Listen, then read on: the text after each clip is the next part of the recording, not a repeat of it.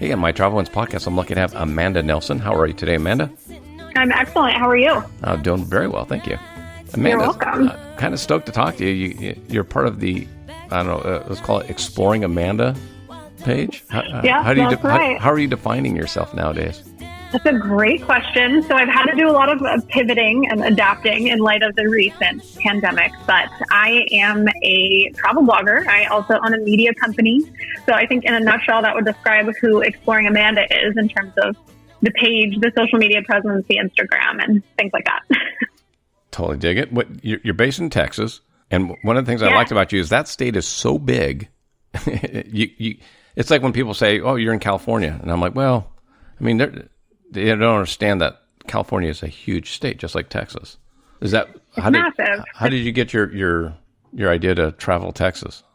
Yeah. So, and to touch on the point of Texas being so massive, it's sort of a pain too when you're trying to drive out of Texas, because you could just be in the car for like 7 hours. You're like, we're still in Texas. Yep.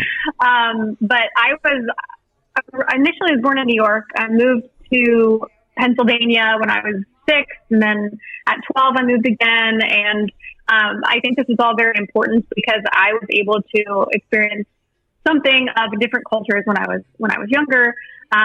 In 2012, I married my husband, who was active duty military, and we moved around several more times. So each time, just super excited to grasp like the new culture at hand and explore new places. We vacationed in Austin, Texas, and I completely fell in love with it. So from North Carolina to Georgia to DC to Baltimore to Austin, 3 years ago, we moved to Austin, and we're sort of calling this our forever location because, as you said, Texas, there's so much to explore in this state, and I really find a lot of joy in going to the different cities or very tiny, small towns, and I really pride myself on being able to provide and showcase unique destinations in Texas and hidden gems and things that you may not have ever thought of or known was in Texas in the first place. What are some of the crazier things you've seen so far? Well, last weekend I was in Paris, Texas, which was really, really interesting because they have an Eiffel Tower replica. I thought that was pretty cool. I had heard about it, but I've never visited, and it was just it's a small town full of character and charm, but there's so much potential there. So I'm really excited to see that town grow. And also, there's a really small town in between Austin and Houston, about an hour and a half each way, called Round Top, Texas. Population 90. That was a really cool and fun place to explore because there's just so many different. You have antique hubs, and you can, if you're into like the junk gypsies, they have that show on HGTV. I stayed at one of their properties called They Wander Inn, and it was just full of country, antique, hippie, sort of bohemian vibes, and I got that really, it spoke throughout the entire town. And it was funny because I went on a weekend, then I went again on a Monday, and the entire town shut down on a Monday. So the only place that I was able to visit was, the bank was open and one restaurant, and it was, I think it's called Teague's Tavern, and that's it. Everything else is shut down. So just really getting a lot of that. You don't get a lot of that in Austin, which is where I live in Texas now. And so it was really great to explore some of that culture. You just gave me a flashback. I went to Jasper, Indiana for work, and I went to the hotel at night. I got in on Sunday night and I had to get up. I had to be at work at 8 and be at the office at 8. And I go to the concierge. I said, "Hey, I need to be at this place at 8 a.m. What time should I leave? How much time should I give myself?" I'm from Los Angeles. So, a 20-minute drive can be an hour and a half. And the guy goes, "Oh, that's rush hour." He goes, "You're going to want to leave around 7:45. And I'm like, "Oh, okay, so there's no traffic." Yeah, glad I asked. Yeah. Oh my God. Yeah, it's funny because things like that we normally take for granted, and rush hours and city life, they just completely cease to exist out there. And it's great in some aspects, and then in some aspects you're like, gosh, I do kind of miss Wi-Fi. But if you're going to sort of like unplug, it's a great place to go. So I always recommend that. I was just telling you, Lucas Hogue, who I had on my show, graduated with had a graduating class, or the whole high school had 44 people, 44 kids in it. Wow. I'm like, wow. I go, I had classes that big. Yeah, right? It's like the whole high school had 44. He goes, yeah. I'm like, okay. Oh man, that's crazy.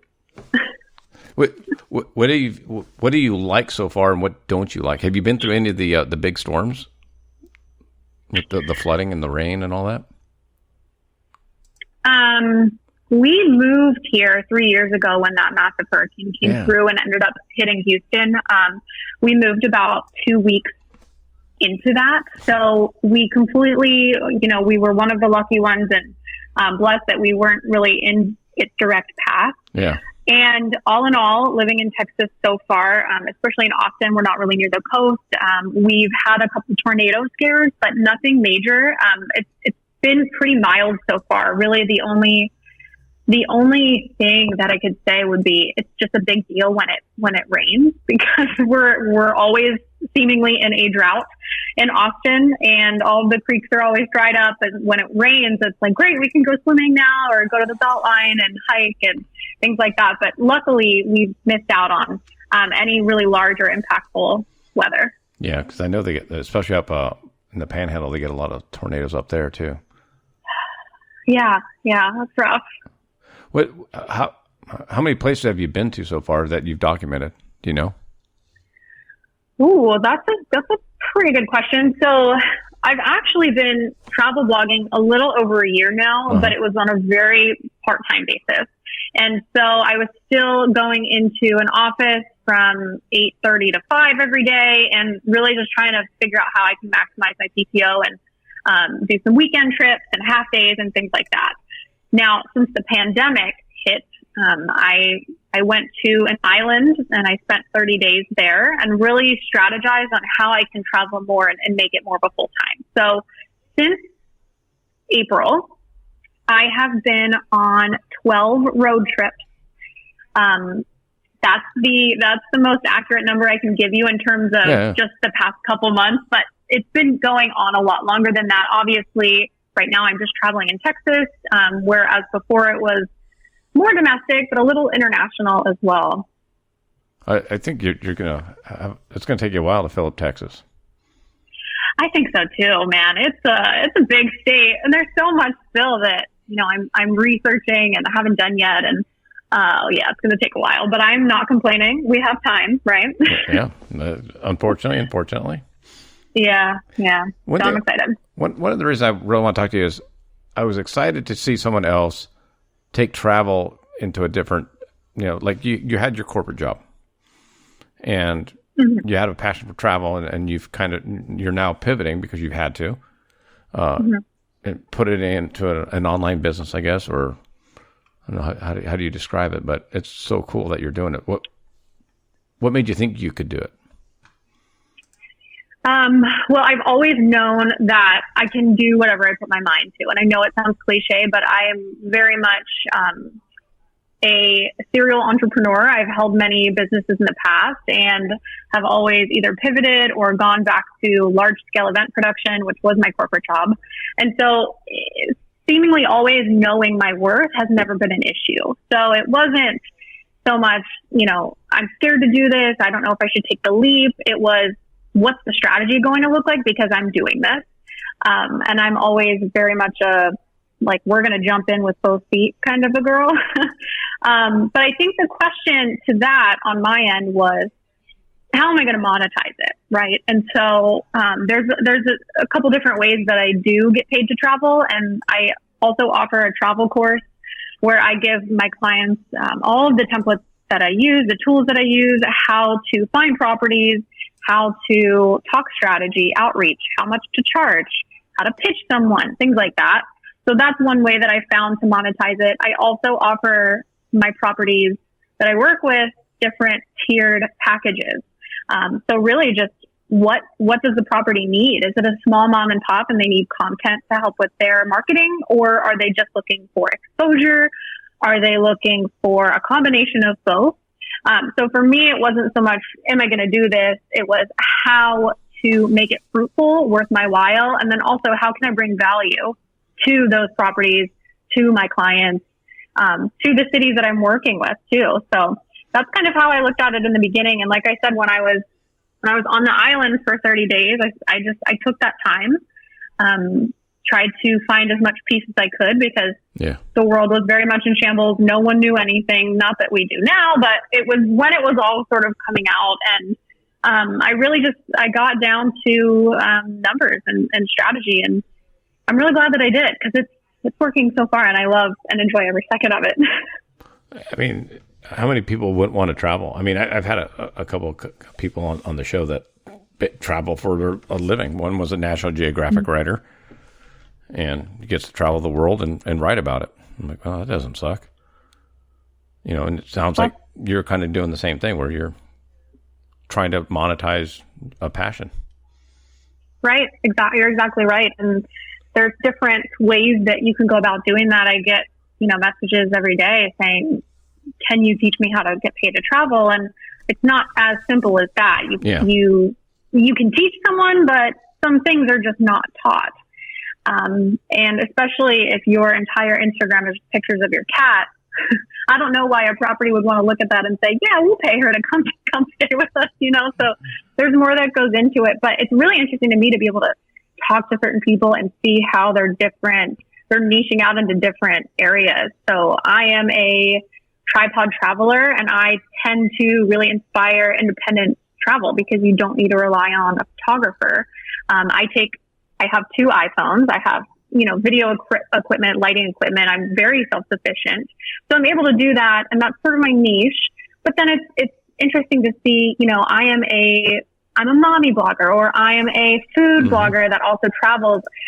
But what I like most about it is hearing somebody's story, their achievement, and then turning it into. So I ran my first marathon, and now I travel, and I talk about running while I travel. I talk about hiking and places to go, and do all of that. So when it ties back into their personal self, it feels a lot more authentic. I love seeing how creative people are getting with that too. Like, I'm a couple travel blogger, and we help people find date night spots when we travel. And so things like that, I think that's pretty cool, because a lot of people, tend to doubt themselves. Like, what could I bring different to the table? And it's a really beautiful thing when you get to see people blossom out into their natural and true selves, and just be really authentic with it. And I love being on that side of things.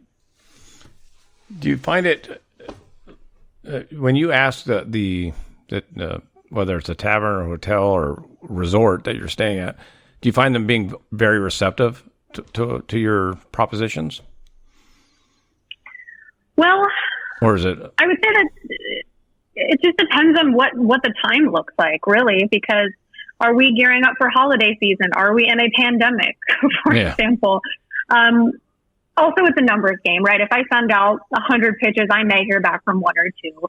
And that's completely fine, because I know that going into it. But like I said at the beginning, like in April, I created a quarantine travel guide, and nobody was doing that. Everybody was afraid to travel. Nobody knew, what the implications were of traveling. And so my perspective is, listen, these properties and this entire travel industry, they're hurting. They're hurting for business. So while, yes, I understand that people are afraid to travel, and yes, I've gotten a lot of flack and taken a lot of negative feedback for that, there are precautions that I take. There are a list of questions that I ask every single property before I even consider staying there personally. And I think it really just comes down to what you're comfortable with, and, what's the proximity? Are you driving? Are you flying? And things like that. So, it comes down to timing, to answer your initial question, because some properties are like, listen, we're actually great. We don't need any exposure. We are booked out for months, because people just want to get out of their houses. They're just doing staycations. While other properties, they're like, yes, we need you like yesterday. So it really just depends on whether it's an Airbnb, is it a local mom and pop owned? Is it a massive, Hyatt hotel chain? But there's really no clear cut answer on that one. I think that's why I asked it because I know there's no, like, are you reaching out to any of the bigger corporate ones, or are you trying to stay with all the kind of the mom and pops for now? So right now, my sort of niche is I just want to try to find the best unique destination. So I've stayed in yurts and shipping containers and buses, and things that are just really, really great. But I have stayed in, luxury boutique hotels and things like that. As long as it's different for me, then I'm there, I'm in. But right now it looks more, hyper localized. It looks more like we're going to those unique destinations and those really cool cabins and tree houses and things like that versus, like a luxury hotel or like a Fairmont or a Hilton or something like that. Yeah. But that's not to say it's not in the cards for me. In fact, I do have a stay at one of those hotels next month. It's just, it has to be different, right? Like something has to be unique about it for me to want to showcase it and do coverage. That's good. You're treating that just like I treat my podcast. It's like, there you go. Well, I don't want just all business people or all volleyball people or all athletes. You know what I mean? I want to talk to unique people with different backgrounds. So whether it's a travel blogger, whether it's an Olympic athlete, whether it's an actor or a musician. So. Right. No, and I can respect that because if you're not being diverse, then, it's all been done before. What are you going to do to make it different? And I love that we have that in common. That's pretty cool. And you got to go on. How has your husband been with it all? Is he obviously? I would think he's supporting, but. Oh yeah, absolutely. He works for a major tech company, and he has been remote for months. So he's very much a homebody and introvert. So he's loving this entire thing. And I tend to approach my property visits on a weekday basis. Generally because I know most properties tend to book out on weekends fairly quickly. Yeah. So I try to make myself flexible, and I'm really only ever gone like 1 or 2 nights at a time. But, we grew up together with the, deployments, and you're off in the field and things like that. And so the distance is never really an issue for us. But we just, we realize you just have to be intentional about how we're spending our time together, because I tend to group my travel together if it makes sense. Yeah. So I'm not going a place, coming home, going a place, coming home. I'll tack them on one day after another. And so I could be gone for multiple nights at a time, but it's good, right? Because it's like, what else are we doing except sitting at home right now? So it's good to get away, and we both appreciate that time too. So it's actually perfect. Well, it's funny because I've spent more time in the last 5 months. I've spent more time at home than I had in the last 10 years because I travel for work. So it's like, I'm sitting at home now. It's like, what do I do? It's like, what is this life? What do I do? Yeah. I painted the house. The garage is done. Bathroom's fixed up. We started a garden. We're eating tomatoes and cucumbers and jalapenos and. Okay. Oh, yeah. I want to get back on the road. It's like. You're homesteading now is what it sounds like. And I don't want to be. You're like, get me out of this. Well, even my wife's I'm like. painting things too. Yeah, my wife's like, are you going back on the road soon? Because, love you, but. When are you leaving? Yeah, exactly. Yeah, I'm painting things too. It's very strange. I just painted my guest bathroom last week. Just random projects I never thought I would be doing, but I'm very creative, so I need to be doing something with my hands. And so here we are. We're painting things over here too. And I can relate to the garden thing because I don't know what your thoughts are on it, but I love gardening. I don't love the act of gardening, but I love the fruits of the labor, if that makes any sense. But when I'm gone, or if my husband and I go somewhere together and I come back, it's just the Texas heat just scorches everything. All my jalapenos just died last week. I'm like, great. No, this is great. Yeah, perfect. The jalapenos didn't do well. The tomatoes are growing like weeds. We don't know why. I mean, we're getting dozens and dozens of tomatoes. The cucumbers, we got like 6, 7 big, huge ones, and all of a sudden the plant died. So we don't know. I have no idea why. So maybe you should have like a master gardener on next to like help you figure out why. There you go. See? I know a couple people. I'm liking the way you think. I just need to make sure they travel for work. My youngest daughter works on a ranch, and they have a very foo-foo-y garden. That might work. There you go. Look into it. Yeah. No, heck yeah.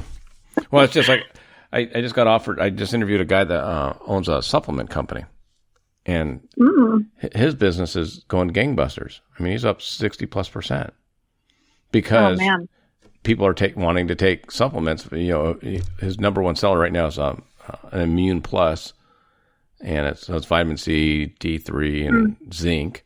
And then he's got a turmeric. He's the largest turmeric grower or supplement company in the country. So turmeric's doing a lot and collagen. But so his business is up. He's like, to be honest with you, he's opening up a new warehouse or a manufacturing facility in Utah now.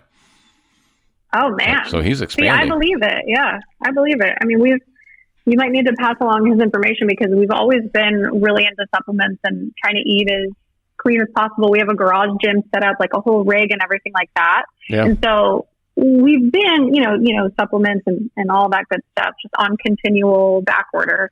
But I'm telling you, at the beginning, the immunity, like the vitamin C drinks, and oh my gosh, everything was sold out. All of the ginger shots, they were all sold out. So I believe it that he's up 60%. That makes a lot of sense. Yeah, and most of his retailers, i.e. Costco, Walmart, CVS, Walgreens, have all stayed open.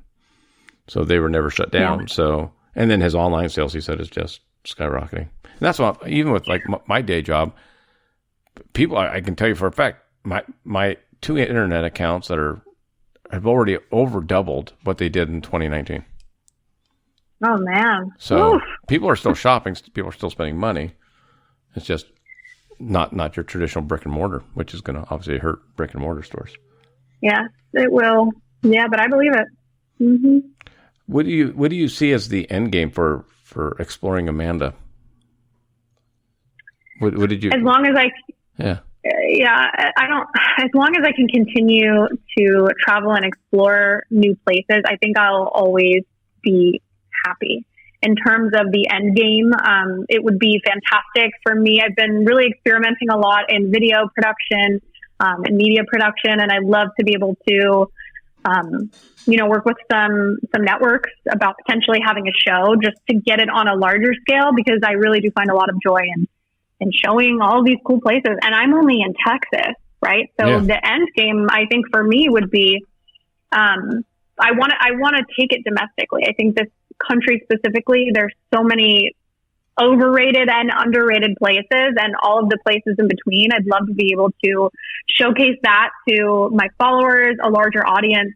So right now, that's the end game. As long as I can continue doing it, there's really no stopping in sight. I really want to be able to broaden that audience, showcase it on a different scale, talk to some networks, see if we can get something rolling here for sort of a witty, banter-filled TV show. I'm very blunt with some of my opinions, and a lot of people end up appreciating that a lot, and it saves people a lot of headaches. Some do, some don't. I gotcha. Yeah, that's true, but I'm not for everybody, and I know that. So yeah, that's what I'm focusing on right now, at least, to say the least. So having your own travel show. Yes. Yeah. Okay. So I'm just trying to think, because I interviewed Travels with Darley, and it's kind of what she does, but she does international travel. That's almost all, Macau and China and Taiwan and crazy places. But that's I was just talking to her this morning, actually. Oh, nice. So it's definitely possible. I mean, if you would have told me I'd have a podcast that's been listening to in 87 countries, I would have laughed at you. Exactly. I know it's possible. It's just, how are we going to execute it and do it smartly and not rush into it? And it's crazy, because even if you told me I'd be doing this, even 6 months ago, I'd be like, oh, okay, well, we'll see. Yeah, sure. Sounds great. Thanks for calling. Yeah. I think we're going to see a lot of that coming out of this pandemic. 100%. I've been saying this on a lot of the podcasts lately, is I don't think the companies going into it that are healthy are already out of business. The Pier 1 imports, the J.C. Penney's and some of the other ones that were already not doing well are the reason, now they filed bankruptcy. But I think some companies, like I said, that the supplement company going gangbusters. So who knows? I know it is sort of a backwards way to look at it, but you are correct. There's just some unexpected companies coming out on top right now, which is great. I think the positive for you, and this is just my stupid opinion, is the travel industry is going to be hurting. I mean, nobody, my neighbors are flight attendants for Delta. They haven't worked since March. But, the travel, like you were saying, hospitality and hotel, they're going to need help. Right. And if you're providing that exposure to them, that's something they might have to look into. The other thing I've heard is micro influencers are going to be the more go-to. A lot of these companies are going to be looking for, like we were talking before we got on, is actual engagement versus just exposure. 100%. Whether it's maybe not a Marriott, but a midline chain, or like you were saying, some of your Airbnb locations might want to use you for that. So right. I mean, there's definitely a lot of value there, and I want to be able to showcase and shed some light on these really, really great properties that not a lot of people know about. But we're in a weird time right now, but as long as you're bringing value, and I tell this to my clients as well, bring value. Don't do it for any personal gain. You're really just trying to be an extension of the property itself. I mean, think if you owned a place, you would want to try to do anything, experiential marketing or creative, thinking out of the box to try to get people in. And I tell them too, book your own holiday travel, which is exactly what I'm planning on doing too, because the travel industry is hurting and it will continue to do so for the foreseeable future. But don't expect everything to be handed to you. Try to refeed that into the travel economy and into the travel industry. So pay for your own things, every once in a while. It's really just going to help everybody. Also you can set up relationships that you can use down the road. 100%. Right. And if you're just starting, go and shoot some content there, and there you go. Like it's a win-win for you already. If you've never stayed anywhere, there's so many pros to doing that and cultivating those relationships.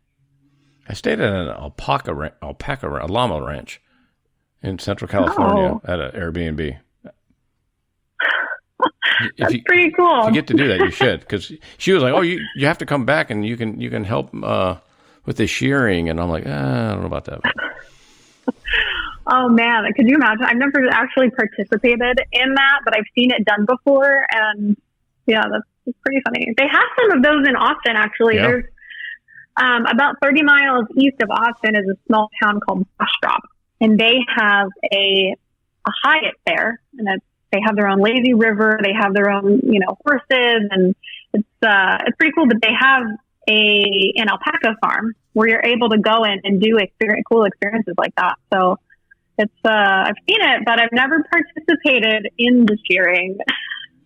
I have friends up in Idaho. They're like, "Hey, do you want to come up when we're birthing calves?" I'm like, "No." Oh my gosh. No. I go, for one. No, when do you do it? What would make you think that? He's like, we do it in like February or March. I go, well, what's the typical temperature? He goes, 20. I'm like, no. Nope. Why would I go someplace where it's 20 and snowing to birth a calf? I had 2 daughters. I don't want to do that again. Yeah, no, that's going to be a no from me. See, but I don't know, Amanda. These might be opportunities that you have to. No, yeah, I could do it. I could. I was born in Buffalo, New York, so I'm used to the cold. It doesn't bother me. I like it now because I don't live in it. I could go back and I could birth a calf in a 20 degree, in the middle of Idaho. Sign me up. But doing it, like living there in that environment for 365, it's not for me. That's not for me. But yeah, I mean, I'm adventurous. I can I can get down with the rest of them in terms of, getting dirty. Actually, I was talking to somebody the other day, and they were like, what is one of your favorite things to do when you're out of place? Anything adventurous, number one. Yeah. I love jumping out of airplanes. I love ATVs. I love horse riding. And it's funny because, when you look at me or my Instagram, like, oh, she's just an influencer and she just is on Instagram all the time. I'm like, I got those Pennsylvania roots, man, from a really small town. Let's go. Well, you got to show more of that. I know. I try to. I definitely try to. Yeah. I mean, it's not as small as 49 person graduating class, but it's out there. I think that's and you're doing more video too. And that's something I've been told I need to do more of, is to get your audience more interactive with you and to really get to know you. You're doing a really, really good job with that. Thank you. I appreciate that. What's the when you travel, are you mixing it in with flying and driving? As of right now, it has just purely been road trips. Okay. Since about April. Now next month I do have some flights coming up, but it's primarily up to this point been traveling in the car. What do you listen to when you're traveling? How do you fill the time? I listen to a mix between podcasts and my Spotify. But typically the playlist looks a little like this. Steve Miller Band, a lot of 90s alternative, pop, rock. I am obsessed with Hamilton, so I've been listening to the Hamilton soundtrack for what seems like forever.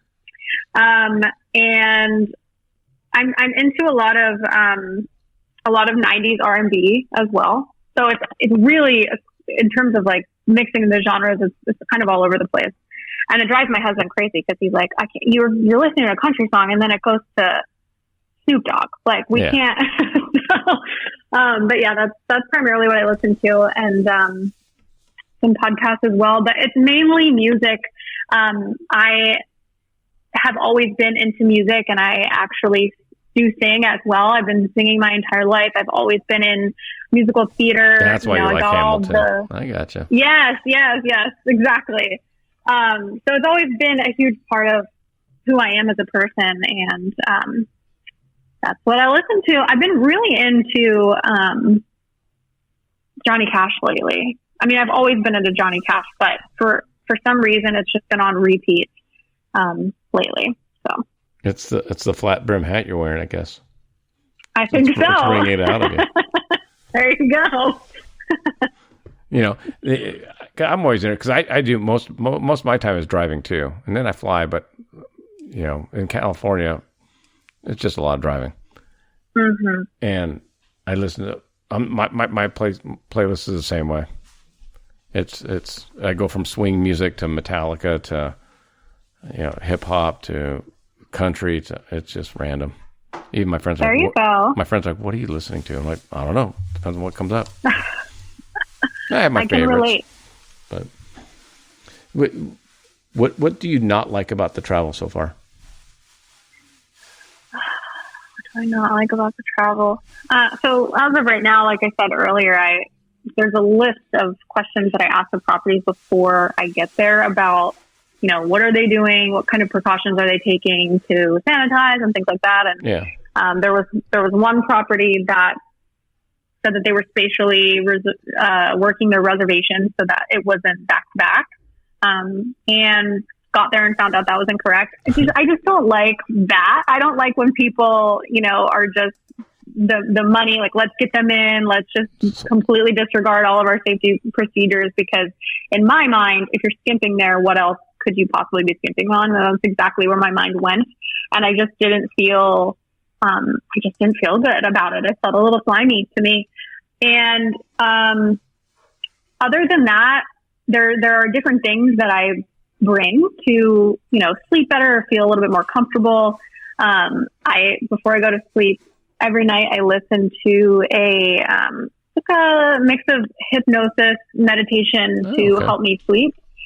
And I don't like when I'm staying at hotels and I forget my my earplugs because the walls are too thin, or you have to be prepared. And so I forget some of those, and then the hypnosis doesn't even work, and I can't sleep. And so it's just you have to always be prepared. And so when you're not, it's sort of a domino effect on a lot of other things. Yeah, wait till you. I've had a few experiences with thin walls and very loud, extra affared noises throughout the night. Yeah, so that happened to me about 2 weeks ago, actually, and I ended up leaving. Believe it or not. It was embarrassing. Yeah, well, what was embarrassing for me is when I woke up in the morning to go out to my account the next morning. There they were on the patio, and I'm like, oh, I didn't want to see you. I know. Definitely didn't want to see you or hear you, but here we are. But I heard you, and now I got to look at you. It's like, oh.